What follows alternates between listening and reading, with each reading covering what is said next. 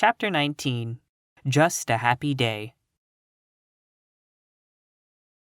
After all, Anne had said to Marilla once, I believe the nicest and sweetest days are not those on which anything very splendid or wonderful or exciting happens, but just those that bring simple little pleasures, following one another softly, like pearls slipping off a string. Life at Green Gables was full of just such days, for Anne's adventures and misadventures, like those of other people, did not all happen at once, but were sprinkled over the year, with long stretches of harmless, happy days between, filled with work and dreams and laughter and lessons. Such a day came late in August.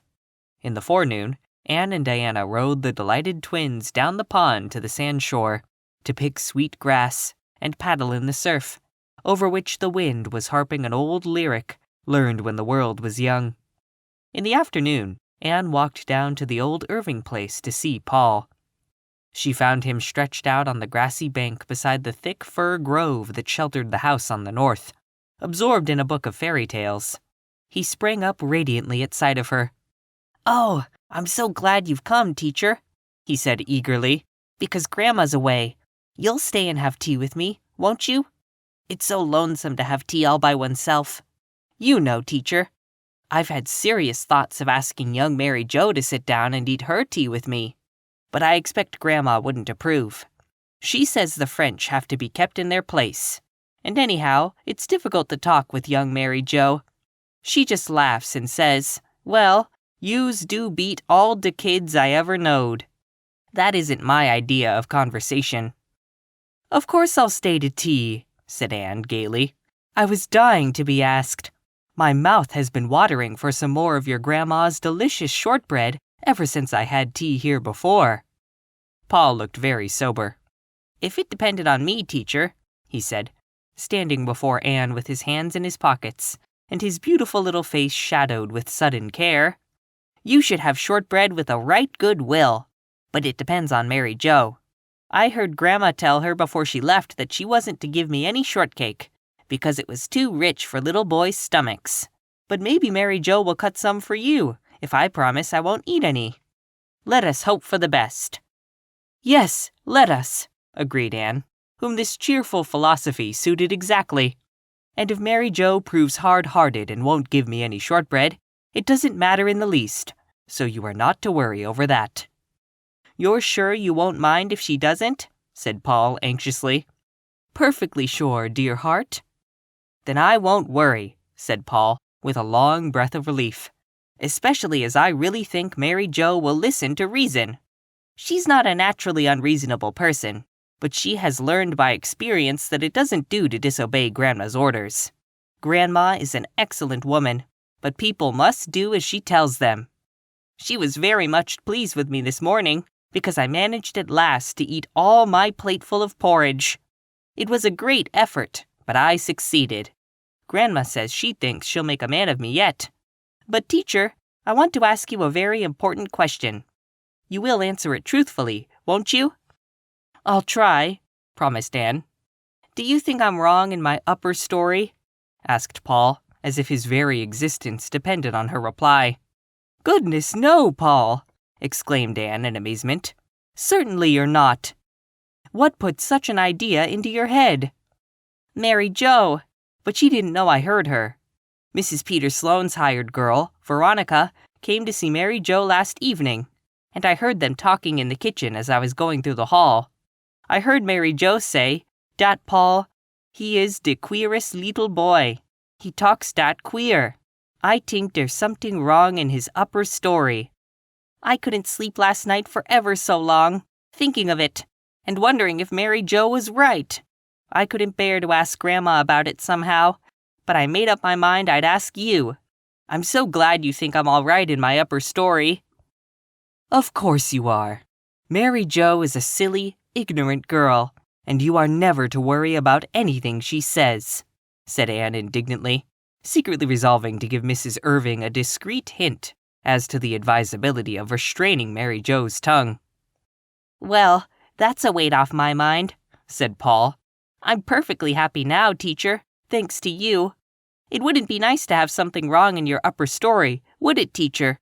I suppose the reason Mary Jo imagines I have is because I tell her what I think about things sometimes." "It is a rather dangerous practice," admitted Anne, out of the depths of her own experience. "Well, by and by, I'll tell you the thoughts I told Mary Jo, and you can see for yourself if there's anything queer in them," said Paul. "But I'll wait till it begins to get dark. That is the time I ache to tell people things, and when nobody else is handy, I just have to tell Mary Jo. But after this I won't, if it makes her imagine I'm wrong in my upper story. I'll just ache and bear it. And if the ache gets too bad, you can come up to Green Gables and tell me your thoughts," suggested Anne, with all the gravity that endeared her to children, who so dearly loved to be taken seriously. "Yes, I will. But I hope Davy won't be there when I go, because he makes faces at me. I don't mind very much, because he is such a little boy, and I am quite a big one. But still, it is not pleasant to have faces made at you. And Davy makes such terrible ones. Sometimes I am frightened he will never get his face straightened out again. He makes them at me in church when I ought to be thinking of sacred things. Dora likes me, though, and I like her, but not so well as I did before she told Minnie May Barry that she meant to marry me when I grew up. I may marry somebody when I grow up, but I am far too young to be thinking of it yet. Don't you think, Teacher?" "Rather young," agreed Teacher. "Speaking of marrying, reminds me of another thing that has been troubling me of late," continued Paul. "Mrs. Lynde was down here one day last week having tea with Grandma, and Grandma made me show her my little mother's picture, the one Father sent me for my birthday present. I didn't exactly want to show it to Mrs. Lynde. Mrs. Lynde is a good, kind woman, but she isn't the sort of person you want to show your mother's picture to. You know, Teacher. But of course I obeyed Grandma. Mrs. Lynde says she was very pretty, but kind of actressy looking, and must have been an awful lot younger than Father. Then she said, 'Some of these days your Pa will be marrying again, likely. How will you like to have a new Ma, Master Paul?' Well, the idea almost took my breath away, Teacher. But I wasn't going to let Mrs. Lynde see that. I just looked her straight in the face, like this, and I said, 'Mrs. Lynde, Father made a pretty good job of picking out my first mother, and I could trust him to pick out just as good a one the second time. And I can trust him, Teacher. But still, I hope, if he ever does give me a new mother, he'll ask my opinion about her before it's too late. There's Mary Jo calling us to tea. I'll go and consult with her about the shortbread." As a result of the consultation, Mary Jo cut the shortbread and added a dish of preserves to the bill of fare. Anne poured the tea, and she and Paul had a very merry meal in the dim old sitting room whose windows were open to the Gulf breezes. And they talked so much nonsense that Mary Jo was quite scandalized and told Veronica the next evening that de school mees was as queer as Paul. After tea, Paul took Anne up to his room to show her his mother's picture, which had been the mysterious birthday present kept by Mrs. Irving in the bookcase. Paul's little low-ceilinged room was a soft swirl of ruddy light from the sun that was setting over the sea, and swinging shadows from the fir trees that grew close to the square, deep-set window. From out this soft glow and glamour shone a sweet, girlish face with tender mother eyes that was hanging on the wall at the foot of the bed. "That's my little mother," said Paul, with loving pride. "I got Grandma to hang it there where I'd see it as soon as I opened my eyes in the morning. I never mind not having the light when I go to bed now, because it just seems as if my little mother was right here with me. Father knew just what I would like for a birthday present, although he never asked me. Isn't it wonderful how much fathers do know?" "Your mother was very lovely, Paul, and you look a little like her. But her eyes and hair are darker than yours." "My eyes are the same color as Father's," said Paul, flying about the room to heap all available cushions on the window seat. "But Father's hair is gray. He has lots of it, but it is gray. You see, Father is nearly 50. That's ripe old age, isn't it? But it's only outside he's old. Inside, he's just as young as anybody. Now, Teacher, please sit here, and I'll sit at your feet. May I lay my head against your knee? That's the way my little mother and I used to sit. Oh, this is real splendid, I think." "Now, I want to hear those thoughts which Mary Jo pronounces so queer," said Anne, patting the mop of curls at her side.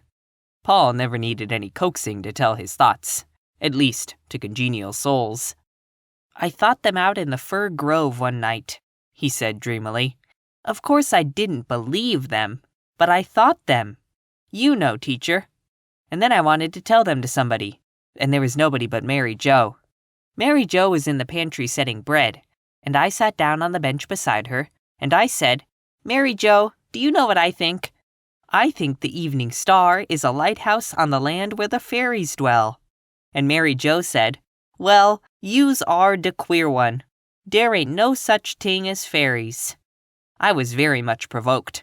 Of course I knew there were no fairies, but that needn't prevent my thinking there is. You know, teacher. But I tried again quite patiently. I said, 'Well then, Mary Jo, do you know what I think? I think an angel walks over the world after the sun sets, a great tall, white angel, with silvery folded wings, and sings the flowers and birds to sleep. Children can hear him if they know how to listen.' Then Mary Jo held up her hands all over Flower, and said, 'Well, yous are de queer leetle boy. Yous make me feel scare.' And she really did look scared. I went out then and whispered the rest of my thoughts to the garden. There was a little birch tree in the garden, and it died. Grandma says the salt spray killed it, but I think the dryad belonging to it was a foolish dryad who wandered away to see the world and got lost. And the little tree was so lonely, it died of a broken heart. And when the poor, foolish little dryad gets tired of the world and comes back to her tree, her heart will break," said Anne. "Yes, but if dryads are foolish, they must take the consequences, just as if they were real people," said Paul gravely. "Do you know what I think about the new moon, teacher? I think it is a little golden boat full of dreams. And when it tips on a cloud, some of them spill out and fall into your sleep." "Exactly, teacher.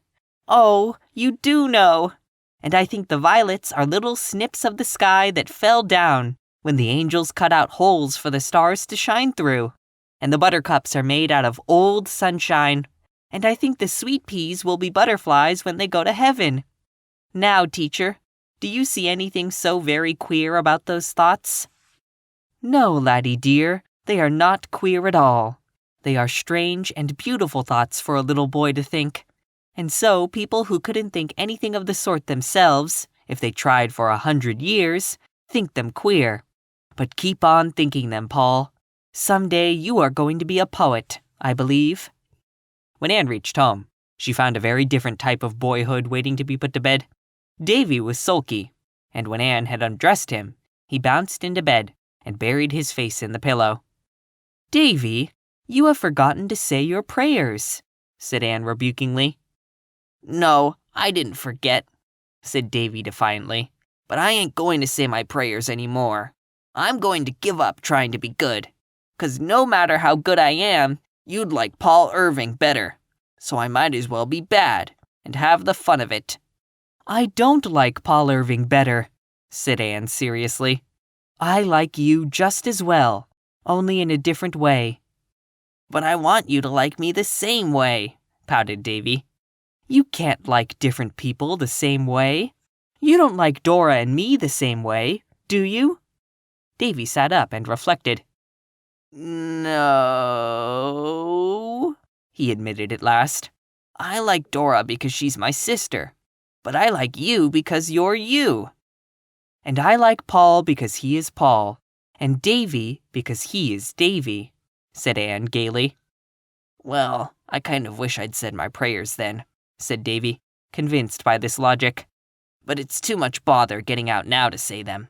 I'll say them twice over in the morning, Anne. Won't that do as well?" No, Anne was positive it would not do as well. So Davy scrambled out and knelt down at her knee. When he had finished his devotions, he leaned back on his little bare brown heels and looked up at her.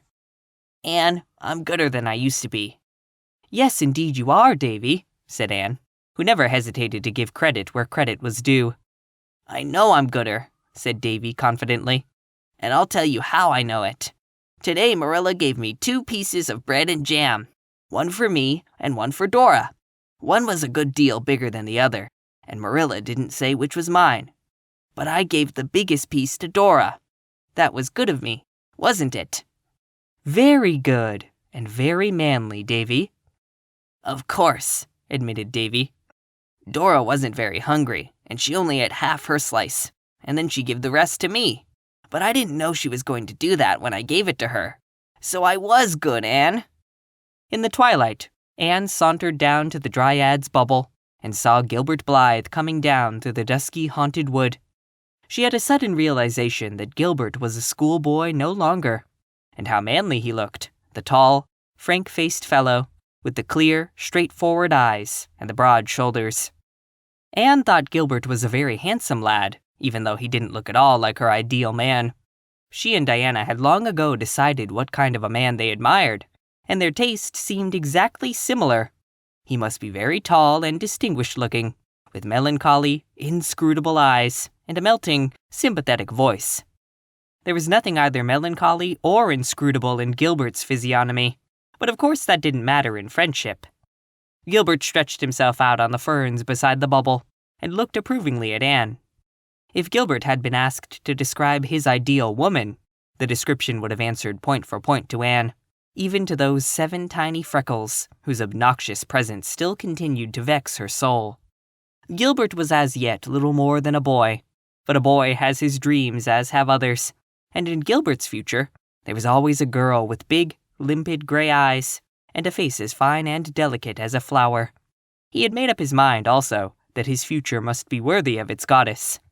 Even in quiet Avonlea, there were temptations to be met and faced. White Sands youth were a rather fast set, and Gilbert was popular wherever he went. But he meant to keep himself worthy of Anne's friendship, and perhaps some distant day her love. And he watched over word and thought and deed as jealously as if her clear eyes were to pass in judgment on it.